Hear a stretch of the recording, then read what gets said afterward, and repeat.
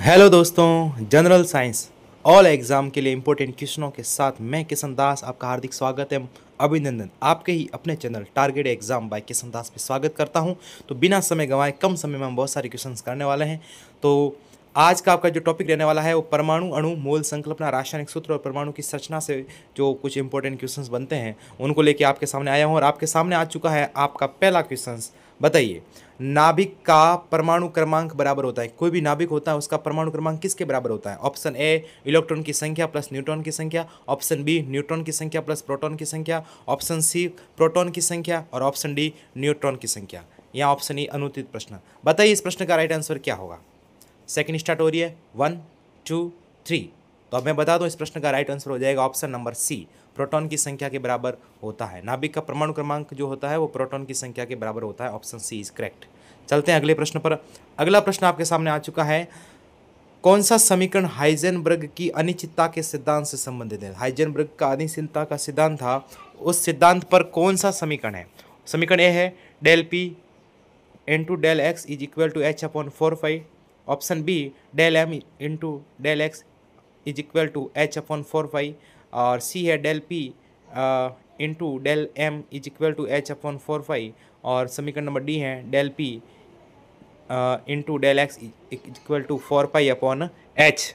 तो इस प्रश्न का जो राइट आंसर आपका हो जाएगा तो क्या होगा? 3 सेकंड तक आप इसका उत्तर बता सकते हो। 1 2 3।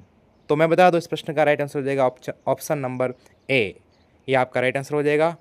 डेल पी और del X is equal to H upon 4 pi. अगला प्रश्न आपके सामने आ चुका है।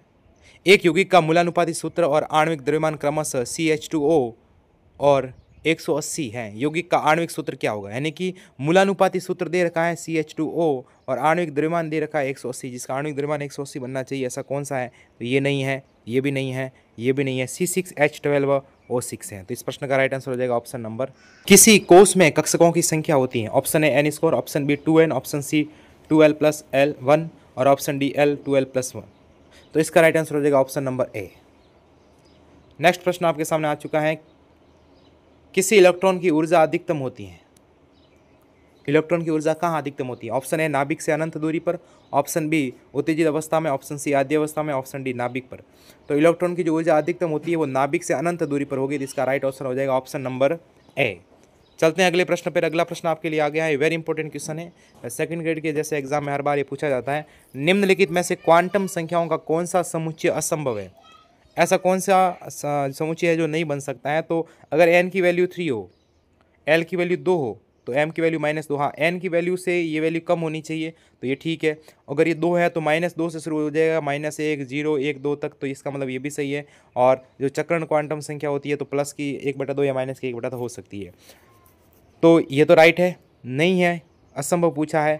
तो n बराबर अगर 4 है तो l बराबर 0 हो सकता है, m बराबर 0 हो सकता है, ये भी सही है।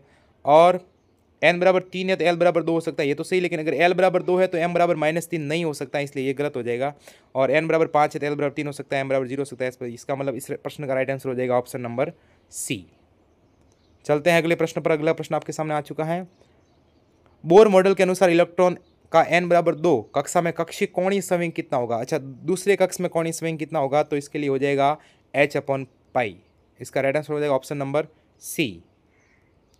अगला प्रश्न है, एक या अधिक परमाणुओं का आवेशित समूह क्या कहलाता है? अगर एक या एक से अधिक परमाणु होते हैं उनको आवेशित करना क्या कहलाता है? तत्व तो नहीं कहलाता, यौगिक भी नहीं कहते हैं, मिश्रण भी नहीं कहते हैं, उसे मूलक कहते हैं। अगला प्रश्न, यौगिकों को संकेतात्मक रूप में प्रकट करने के लिए प्रतीकों को समूह के रूप में लिखा जाता है, उसे क्या कहते हैं? किसी भी यौगिक को संकेत के रूप में व्यक्त करने के लिए उसको प्रतीकों के समूह के रूप में लिखा जाता है, जिसको परमाणु सूत्र नहीं कहते, मूलानुपाती नहीं कहते हैं, इसको अणु सूत्र कहते हैं। तो ऑप्शन नंबर सी। और अगला प्रश्न आपके सामने, जो लास्ट प्रश्न है आज के लिए 10वां। छोटा से छोटा कण जो रासायनिक क्रिया में भाग लेता है, और छोटा से छोटा कण अविभाज्य सूक्ष्म कण होता है जिसको परमाणु कहते हैं, जो अभिक्रिया में भाग लेता है। तो ये आपका लास्ट प्रश्न का उत्तर हो गया। तो कैसे लगे सवाल दोस्तों, कमेंट जरूर कीजिएगा। मिलते हैं ऐसे ही इंपॉर्टेंट क्वेश्चनों के साथ अगले 10 क्वेश्चन के लिए। तो आप इस प्ले लिस्ट को सेव कर दीजिए अपने लाइफ में, और प्रत्येक दिन जो आने वाले 10 क्वेश्चनों को पढ़िए और कोई भी एग्ज़ाम जहाँ पे जनरल साइंस आती हैं को फाइट कीजिए। Thank you.